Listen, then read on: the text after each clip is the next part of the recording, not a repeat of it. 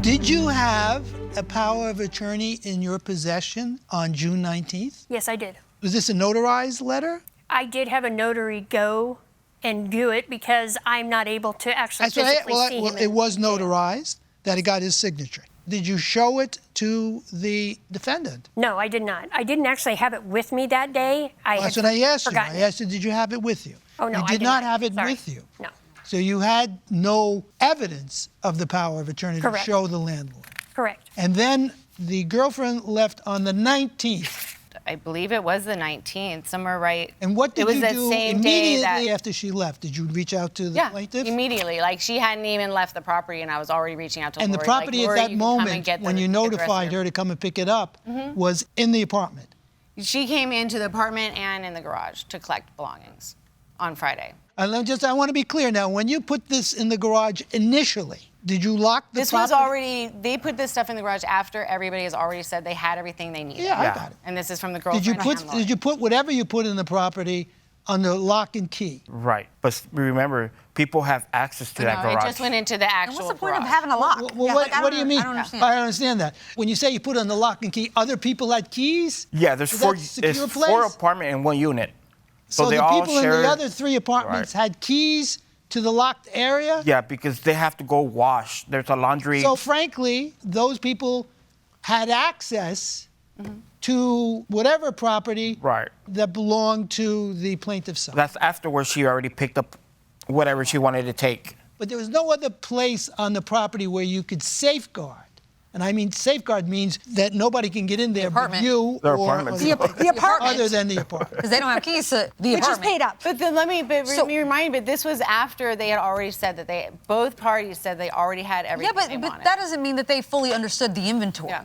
You know, so I they don't could change understand their inventory here's either. my- I don't Here's know my what they have. question. How many people have access to each storage? Each storage unit is their own lock and key. It's one of those with a Okay. bolt lock, with a... Their own personal lock. Not Okay. deadbolt, but... Why show preferential treatment to the girlfriend when there were 2 tenants listed on the lease and it was paid up? There was no preferential Well, no, you treatment. kept saying I was waiting on the girlfriend, waiting on the girlfriend. Why didn't you just let the girlfriend come and go into her apartment as she needed and let her, who had the power of attorney... She did, but at that time I didn't have the power of attorney. I didn't get the note. I didn't But get you didn't that letter. respond to her, too. I mean, she texted you and said, will this be okay? And you never responded. Can I say something?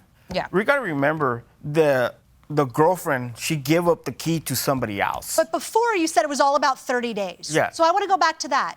What day did he vacate the property? What do you mean, what day did he... You said 30 days since he left. No, I mean, it wasn't like But we that's weren't what you said on- earlier. You I kept know. saying 30 days, 30 days. Now you're saying she gave up the keys. Like, it just changes every minute. Well, because that's what was the original was we were going to do the 30 days. And then when we got the keys, it was like, Lori, come and get what you need to get. And at that point, it was like to hold on to the stuff for another 30 days and see if anybody else comes back because they left. I mean, the garage is filled with furniture. I mean, there's all kinds of stuff there. Very weird. it I don't understand why the stuff just wasn't left in the apartment. Y'all are doing a whole lot of moving for people, and you don't have to. Just leave it in the apartment. Just for future reference. Just, you know, so we're not back here again.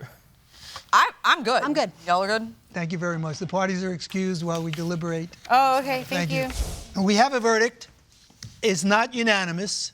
My colleagues believe that you were essentially negligent by not leaving the property in what they describe as the safest place for it until the plaintiff could have removed it.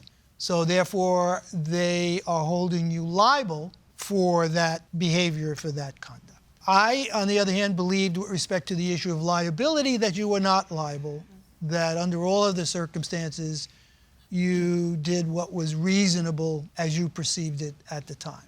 And therefore, I would have dismissed the plaintiff's cause of action. However, it's majority rule.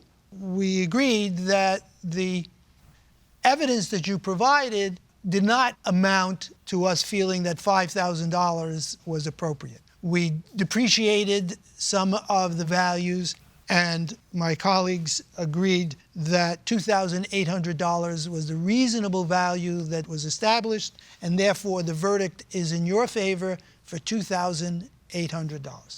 That's the verdict of the court.